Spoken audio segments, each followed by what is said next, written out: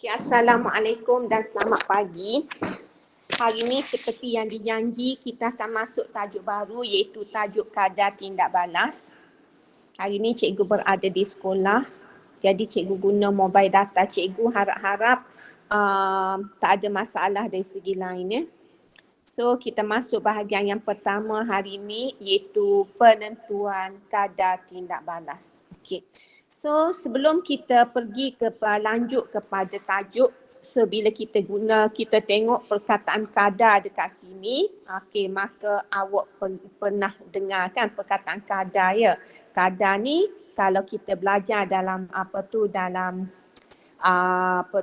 dalam matematik ataupun dalam fizik, kadar ni misi apa-apa per dengan masa. Tu kita kata kadar lah. Kalau kadar kelajuan, jarak per masa. Okey, tu maknanya kadar. Okey, so sama juga dengan tindak balas ni, kadar tindak balas. Jadi kadar tindak balas ini adalah kita nak tengok laju ataupun perlahan sesuatu tindak balas.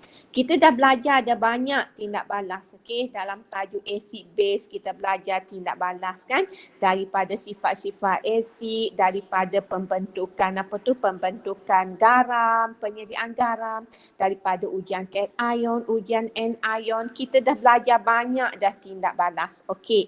So untuk tajuk ni kita nak tengok kadar tindak balas ini, kita nak tengok kelajuan sesuatu tindak balas kimia. Okey. Untuk bahagian 7.1 ini, apa yang perlu awak tahu, okey, adalah yang pertama awak dapat mengelaskan tindak balas cepat dan tindak balas perlahan dalam kehidupan seharian. Maknanya sebenarnya di sekeliling kita ni banyak perkara-perkara yang berlaku melibatkan tindak balas kimia. Dalam keadaan awak sedar ataupun tak sedar. So daripada sini kita perlu tahulah macam mana nak kelaskan tindak balas cepat dengan tindak balas perlahan. Yang kedua, awak dapat menerangkan maksud kadar tindak balas. Yang ketiga, dapat mengenal pasti perubahan dalam tindak balas yang boleh diperhatikan dan diukur melalui aktiviti, dan dapat menentukan kadar tindak balas purata, dapat menentukan kadar tindak balas pada masa tertentu, dan dapat menyelesaikan masalah numerikal berkaitan dengan kadar tindak balas purata dan kadar tindak balas pada masa tertentu. Okey, ni adalah 5 perkara yang perlu awak tahu dalam tajuk 7.1 ini, iaitu penentuan kadar tindak balas. Okey. Jadi kita masuk bahagian pertama, pengelasan kadar tindak balas, pengelasan tindak balas. Okey. Terdapat pelbagai jenis tindak balas kimia yang berlaku di sekeliling kita. Tahukah anda bahawa tindak balas kimia juga berlaku dalam tubuh kita? Kalau belajar biologi, awak tahu kan macam mana bila awak makan katakanlah awak makan ubat apa semua, ada tindak balas kimia berlaku. Bila kita bernafas, ada tindak balas kimia berlaku yang menyebabkan oksigen yang kita sedup, tiba-tiba yang keluarnya adalah karbon dioksida. Ada tindak balas kimia berlaku. Adakah tindak balas ini berlaku dalam tempoh masa yang cepat atau perlahan? Jadi rajah 7.1 menunjukkan contoh-contoh tindak balas kimia yang berlaku. So dalam buku teks lah, awak tahulah bila cikgu mengajar, cikgu refer kepada buku teks. So kita boleh kategorikan tindak balas di sekitar kita ini, di sekeliling kita, kepada yang pertama, tindak balas cepat. Tindak balas cepat contohnya kita ambil mancis. Ramai sebenarnya antara awak ni tak pandai guna mancis. Kalau dekat makmal tu, kalau kita suruh guna mancis, tak erti nak guna. Tak cekak gosok, tak nyala tak, sebab kita biasa guna lighter. Sebenarnya mancis ni kita gosok ko, kalau kena cara gosok dia cepat dia menyala. Sama juga bakar bunga api. Cucuk je api, zup dia meletup. Sama juga bateri, letak je bateri, lampu boleh menyala. Sama juga gas, bila kita buka saja, dapur tu, maknanya api pun nyala. Maknanya cepatnya tindak balas ini. Okey, terus saja menyala. Tu kita panggil tindak balas cepat. Okey, yang kedua yang dikategorikan dengan tindak balas perlahan adalah bila kita nak tengok besi karat. Pagar rumah karat. Kunci pintu karat. Dia ambil masa lama, bukan sehari, bukan 2 hari, mungkin ambil masa 2-3 bulan baru berkarat. So kita kata tindak balas perlahan. Supaya juga dengan buah. Kita beli buah pisang. So kita makan 2-3 hari barulah dia rosak. So dia nak buruk tu 2-3 hari. So kita kata ia tindak balas perlahan. Sama juga dengan fotosintesis. Fotosintesis pun tindak balas perlahan. Kenapa? Sebab dia perlukan daun hijau, perlukan cahaya matahari, perlukan oksigen, perlukan karbon dioksida dan perlukan karbon dioksida lah. Cahaya matahari untuk melakukan proses fotosintesis. Suatu tindak balas perlahan juga. Kakisan batu. Lo ni boleh pergi melawat dah. Bermula dengan 12 AM, dia kata pagi. PM Perdana Menteri dah mengumumkan bahawasanya kita boleh rentas negeri, malah boleh rentas negara dah. Boleh nak pergi ke mana-mana dah di dunia ini dah boleh dah. Dan kalau kita tengok kakisan, kalau kita pergi dekat tugu mana-mana ke, yang telah dibuat oleh generasi dulu. Kalau kita pergi kat Melaka pada tahun 15-11 tu masih lagi tinggal, tetapi dah berlaku kakisan, maknanya tidak comel seperti dulu dah. Sebab ada bahagian-bahagian tu nampak macam dah hilang dah. Maknanya berlakunya kakisan batu. Tetapi benda ni bukan mari kita letak terus jadi tak ada. Maknanya dia ambil masa berpuluh tahun, beratus tahun untuk berlaku, maka kita kata ia tindak balas perlahan. Sama juga nak buat tapeng. Kalau kita beli kedah, memanglah kita boleh makan selalu. Tapi kalau kita buat tapeng, mungkin ambil masa 2-3 hari. Lo ni sebentar je 2 hari. Tapi kena tunggu juga 2 hari. Barulah berlakunya tapeng, barulah jadi tapeng. So maknanya ambil masa sama ada sehari ke 2 hari ke, kita kata ini tindak balas perlahan. Yang cepatnya maknanya buka saja suis dapur tu terus api menyala. Letak saja api dekat bunga api terus menyala. Gesek saja mancis tu pada dia punya kotak dia terus menyala. Itu kita panggil tindak balas cepat. Jadi sekarang ni awak perlu bezakan antara tindak balas cepat dengan tindak balas perlahan. Jelas tu kan? So kita masuk bahagian yang kedua. Bahagian yang kedua bila kita dah kenal pasti dah tindak balas cepat, tindak balas perlahan, maka kita nak tahulah apa maksud kadar tindak balas ni. Tadi kita tak kata kadar, kita cuma kata tindak balas cepat, tindak balas perlahan. Sekarang kita nak masuk tajuk kadar tindak balas. So bila masuk kadar tindak balas, kita kena tahulah apa maksud kadar tindak balas ini. So, apakah yang anda faham tentang kadar tindak balas? So, kadar tindak balas ialah perubahan kuantiti bahan tindak balas per unit masa atau perubahan kuantiti hasil tindak balas per unit masa. Maknanya, kita nak tengok masa lah. Jadi tindak balas ini kita tengok masa. Kita tengok masa. Masa untuk apa? Perubahan kuantiti bahan tindak balas ataupun perubahan hasil kuantiti hasil tindak balas, atau diberi dengan formula kadar tindak balas adalah sama dengan perubahan kuantiti bahan tindak balas atau hasil tindak balas per masa yang diambil untuk perubahan berlaku. Ini adalah formula untuk kadar tindak balas. Nanti kita akan tengok.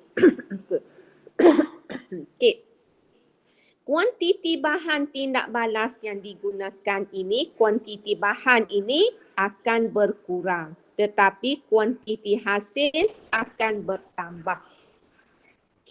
Jika jisim pepejal biasanya diukur dalam unit gram. Kalau hasil dia ataupun bahan tersebut isi padu gas, maka unitnya sentimeter padu atau desimeter padu. Okey, bagi kuantiti zat terlarut, kepekatan diukur dalam unit mol per desimeter padu. Jadi di sini bila kita nak ikut ni dia kata perubahan kuantiti. Kuantiti ni apa? Kuantiti bergantung kepada bahan tersebut. Kalau pepejal, kuantitinya gram. Okey, kalau isi padu, kuantitinya sama ada sentimeter padu atau desimeter padu. Kalau kuantiti zat terlarut, ia adalah kepekatan. Kalau kepekatan, kuantitinya adalah mol per desimeter padu. Jadi pemilihan unit masa bergantung kepada kadar tindak balas. Kalau tempoh masa kadar tindak balas tu cepat, maka kita guna unit saat.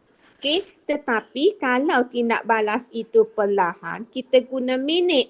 Ataupun kalau lagi lama, kita boleh guna sama ada jam atau boleh guna hari. Itu lebih lama lah.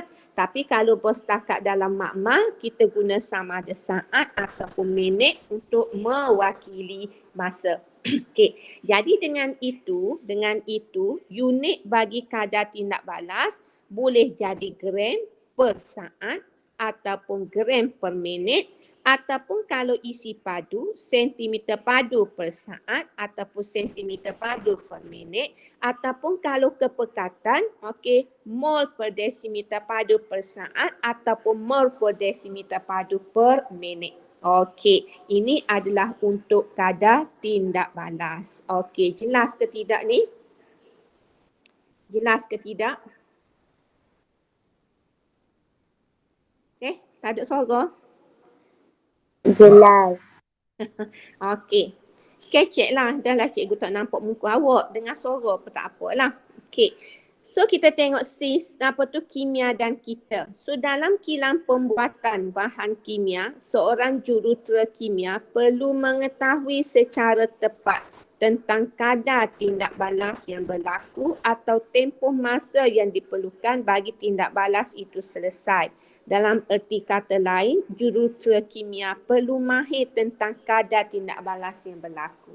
Maknanya perkara ini awak belajar di sekolah menengah ni, maknanya awak diaplikasikan dalam bila minat kimia, okey boleh ambil jurutera kimia, okey ambil chemical engineering atau kejuruteraan kimia, okey kerja kilang, okey bahagian pembuatan. So di situ kita kena mahir lah macam mana nak menentukan kadar tindak balas, sebab kita perlu tahu berapa banyak kita nak keluarkan bahan untuk satu-satu hari.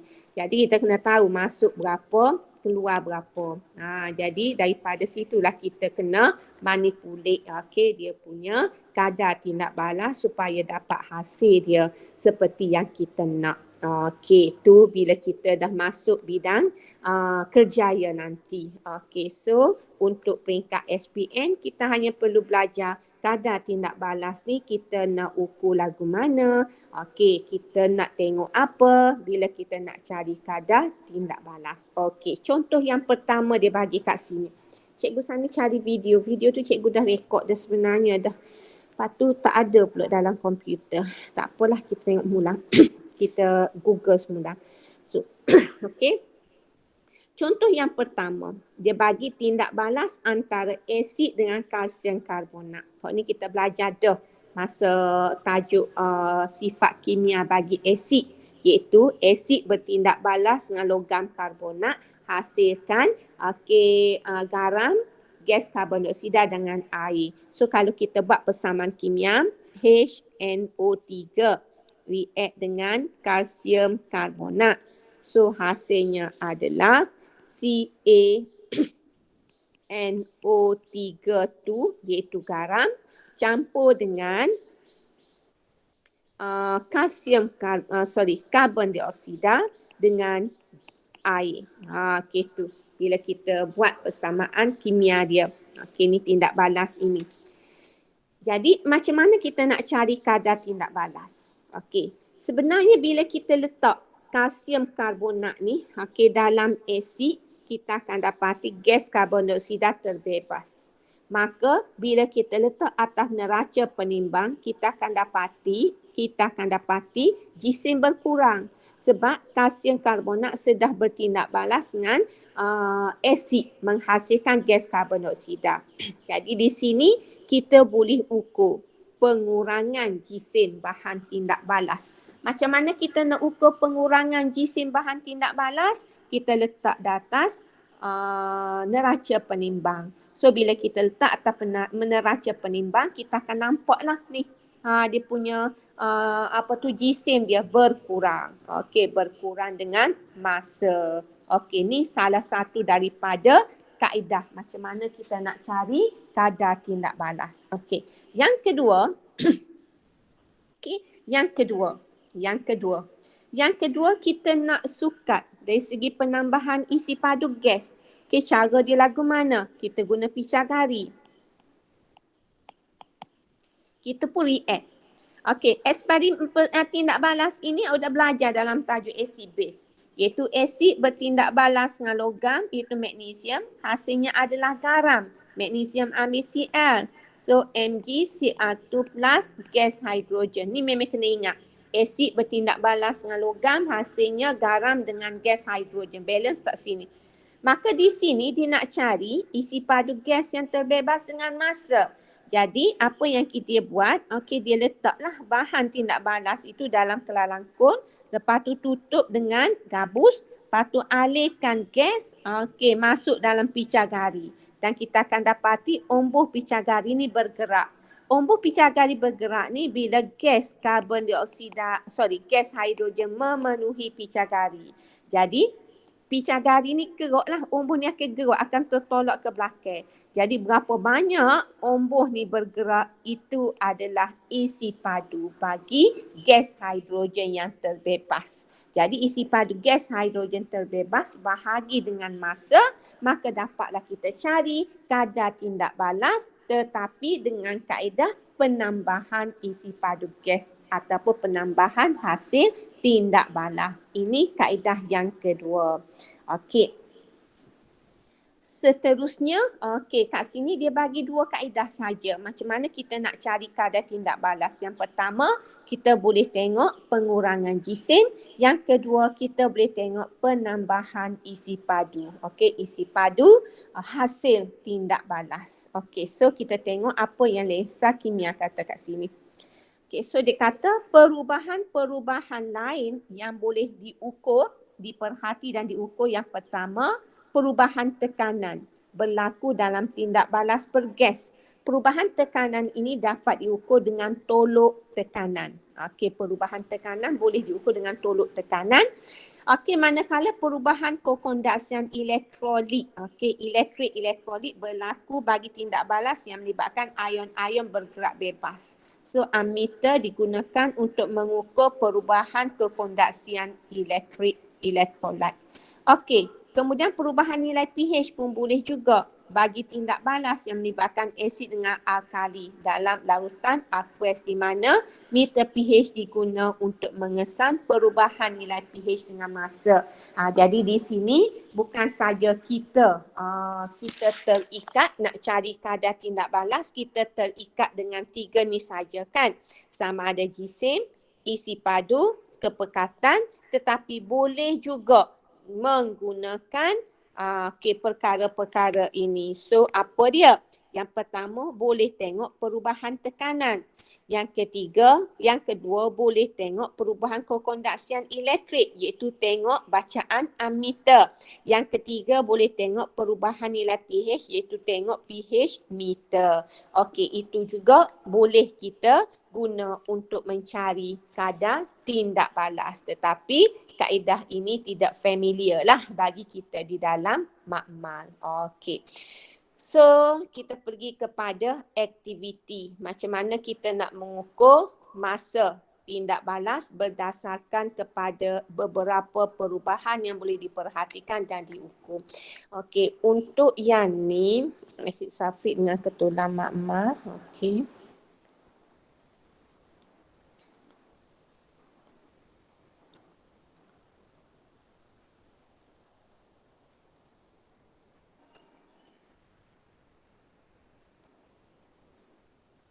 Cikgu cari itu video dulu sekejap. Okey, ni aktiviti ni. Okey, kita akan bincang nanti. Kita tengok video dulu sekejap.